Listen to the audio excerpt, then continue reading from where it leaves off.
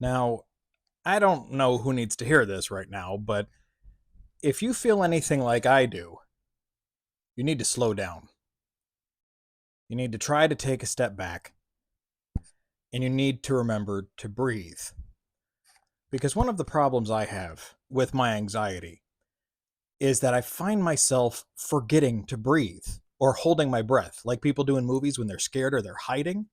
When I get tense, I forget to breathe, which just makes my chest muscle problems even worse. Now, everybody knows that I've got bipolar disorder. I've said it many times.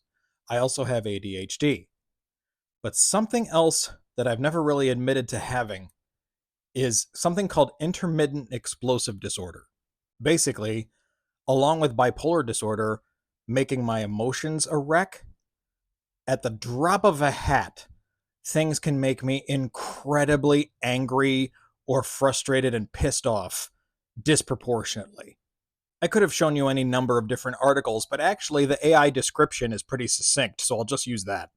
It's a mental health condition characterized by recurrent, sudden, and impulsive episodes of anger, aggression, and rage. Experiencing sudden, intense episodes, often without warning or in response to minor stressors.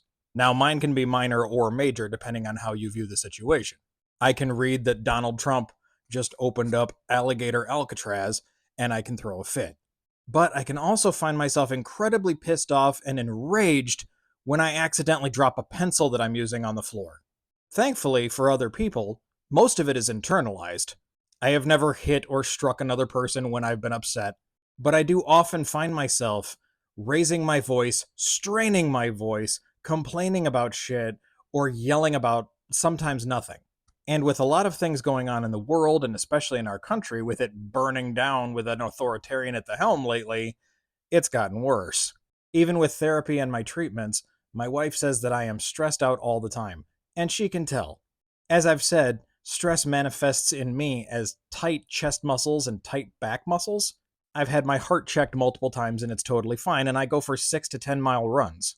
But I constantly feel like I have suspenders or some kind of a binder squeezing my chest. So basically, I have trouble self regulating.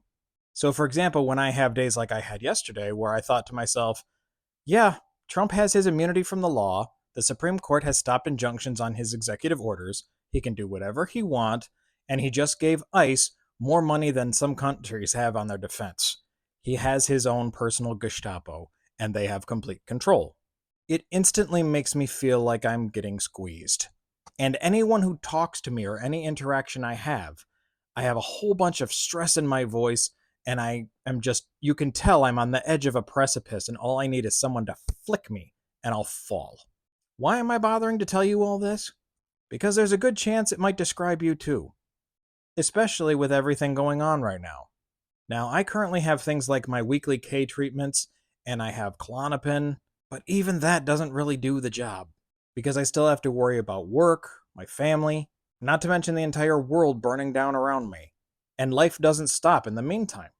I've found several mice lately, I have a leaky basement, and I've got $10,000 in property taxes. Life is unwilling to have a pause button. But I'm putting all of this out there in case you feel similarly, and you can take a moment to reflect and possibly get some help if you need it.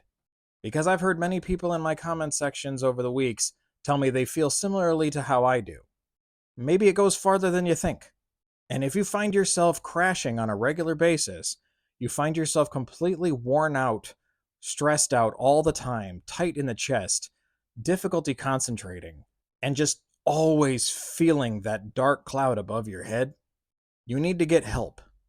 Because otherwise, the bad guys have already won. And I keep forgetting that all the time. I have treated myself like shit for years. And as a result, my loved ones suffer as well. Don't do that to yourself or your family. In these horrible times, we have to remember to take care of each other. But you have to start with yourself. Put your own oxygen mask on first, as they say. So I guess this long 5-minute video was just a way to remind people to take care of themselves. Because the one thing that still separates us from the MAGA is that we still have our empathy. We still care about each other. Even though we're all sitting here constantly worrying about the fate of our loved ones and the fate of the world, don't lose yourself in the process.